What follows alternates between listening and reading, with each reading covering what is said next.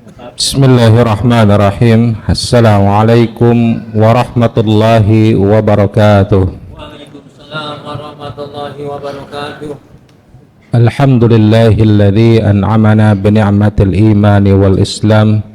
Wassalatu wassalamu ala sayyidi waladi adnan sayyidina wa maulana Muhammadin khairil bashari wal anam wa ala alihi wa ashabihi wa man tabi'ahum bi ihsanin ila yaumil qiyam. Asyhadu an la ilaha illallah wahdahu la syarika lah wa asyhadu anna sayyidana Muhammadan abduhu wa rasuluh. Qala Allah ta'ala fi kitabihil karim wa huwa asdaqul qailin. A'udzu billahi minasy syaithanir rajim. Bismillahirrahmanirrahim. Ya ayyuhalladzina amanu kutiba alaikumus shiyamu kama kutiba alal ladzina min qablikum la'allakum tattaqun. Shadaqallahul azim wa sadaqa rasulul karim wa nahnu ala dzalika minasyahidin amma ba'du. Hadirin ma'asyiral muslimin jamaah rahimakumullah. Saat ini kita diberikan nikmat masih berada di bulan Ramadan, di malam ke-8 atau mungkin ada yang malam ke-9, mohon maaf, atau mungkin ada juga yang sudah masuk malam 10. Ala kulli hal kita senantiasa bersyukur nikmat ini masih kita rasakan, nikmat iman, nikmat Islam, dan juga nikmat sehat wal afiat. Tentunya dengan nikmat-nikmat ini kita mampu menjalankan ibadah puasa selama ini di bulan Ramadan.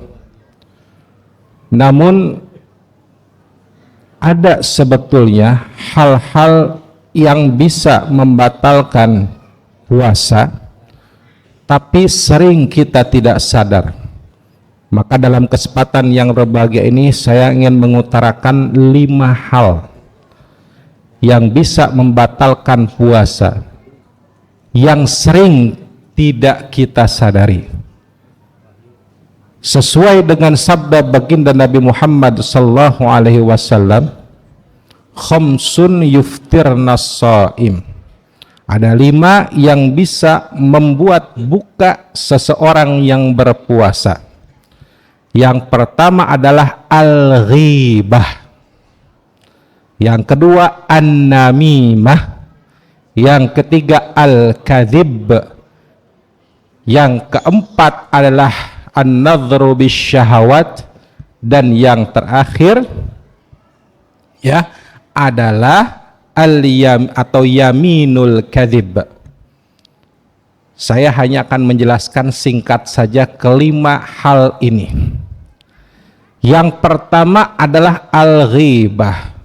Sederhananya para ulama menyampaikan ghibah itu dzikruka akhuka bima yakrah. Kita menyebutkan sesuatu keburukan yang dibenci oleh saudara kita, baik itu dengan perkataan, baik dengan perbuatan ataupun dengan isyarat. Ini sudah mafhum.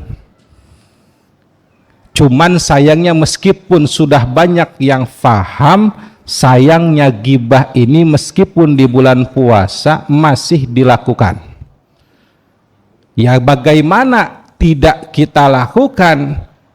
Di pagi hari saja sudah diberikan tayangan berupa gosip. Subuh sahur, bukannya kita misalnya fokus ke makan sahur ataupun setelah makan sahur zikir wirid ataupun tilawah, kita disajikan banyak sekali artis yang perform tetapi ujung-ujungnya berbuat ghibah. Sayangnya kita masih tonton saja.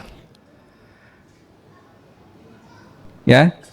Lah kan Ustadz, itu kan hanya mendengarkan. Terlepas dari kita hanya mendengarkan suatu ghibah, kata Nabi itu sama dosanya. Yang membicarakan, yang mendengarkan, yang menyaksikan itu sama.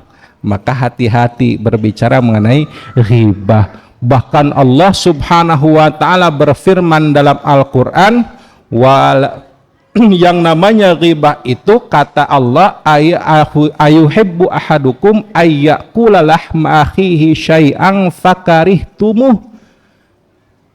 Apakah kamu mau, suka kamu makan bangkai saudara kamu, padahal kamu sendiri jangankan makan, nyium saja, mendekat saja tidak mau. Lah ini makan, itu perumpamaan yang luar biasa, saking dahsyatnya dosa ghibah ini. Ya, belum lagi ghibah urusan politik, Pak. Mentang-mentang pasca pilpres, pasca pileg, semua digibahin, utamanya yang kalah ngegibahin yang menang. Ya, nah ini hati-hati. Yang pertama, ghibah ini bisa membatalkan puasa. Yang kedua adalah an-namimah. Namimah itu sederhananya adu domba, provokasi.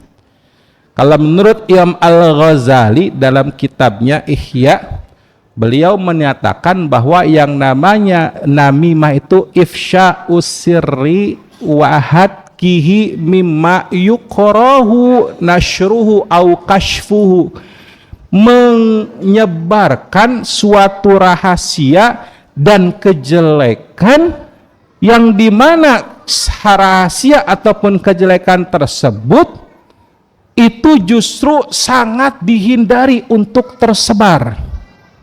Ya, sederhananya menurut para ulama yang lain menjelaskan maksudnya, ghayahnya al-ifsad, merusak. Nah, kalau bahasa kerennya sekarang provokasi.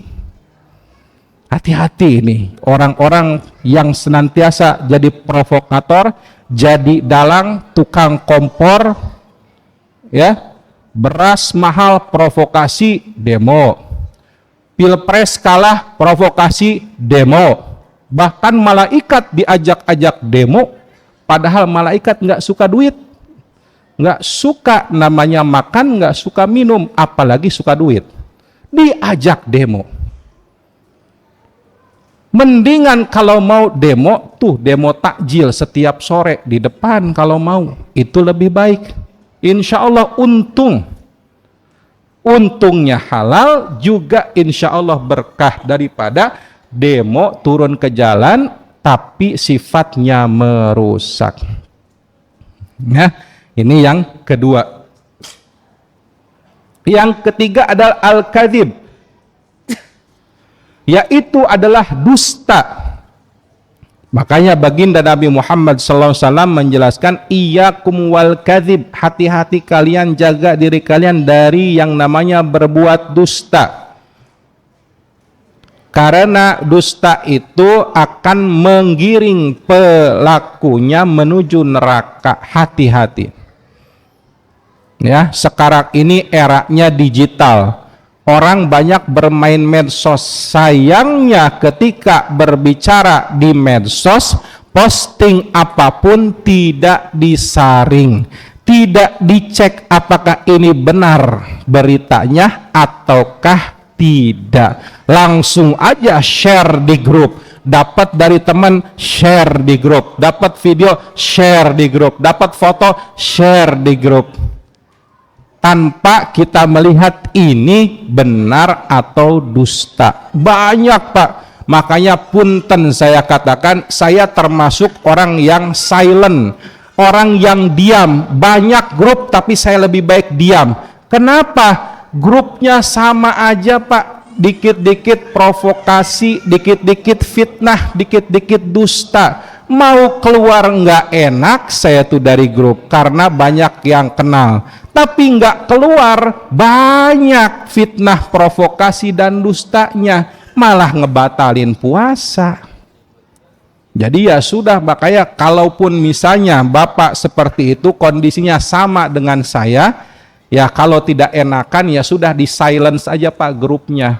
Jadi murudul, message itu sampai 99 bahkan ratusan tidak saya baca sama sekali. kecuali yang langsung ngejapri. Karena punten kebanyakan saya punya grup isinya hanya berita hoax. Ya, nah, hati-hati. Yang keempat adalah an-nadhru bisyahawat, memandang dengan penuh syahwat.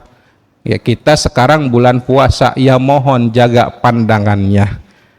Apalagi kalau misalnya kita mau ngabuburit lah gitu kan, di sini dekat dengan mall. Ya, tentunya di mall itu ada yang puasa, ada yang tidak puasa. Ada yang menutup aurat, ada yang tidak menutup aurat. Maka sebaiknya dijaga jangan sampai kita keluar syahwat, akhirnya itu dapat membatalkan puasa. Dan yang terakhir yaitu adalah yaminul kadzib, sumpah bohong. Sumpah bohong ini juga bisa membatalkan puasa. Ya, misalnya kamu betul, misalnya tidak mengambil, tidak korupsi, betul, sumpah demi Allah bahkan di atas Al-Qur'an misalnya, tetapi ternyata itu semua hanya untuk mendukung kedustaannya, sumpahnya tersebut adalah dusta, maka dalam Al-Quran disebut dengan yaminul ghumus. Yaminul ghumus itu sumpah dusta, ada kafaratnya. Hati-hati, maka jangan permainkan sumpah. Wabil khusus kalau Bapak sekarang misalnya jadi anggota dewan atau jadi pejabat publik, mohon kalau bersumpah tunaikan sumpahnya dengan sebaik-baiknya. Hadirin ma'asyiral muslimin jamaah rahimakumullah, itu saja mungkin yang bisa saya sampaikan khusus untuk diri saya pribadi dan juga mungkin untuk para jamaah sekalian, semoga bermanfaat. Wallahu a'lam bissawab. Wabillahi taufiq wal hidayah. Wassalamualaikum warahmatullahi wabarakatuh.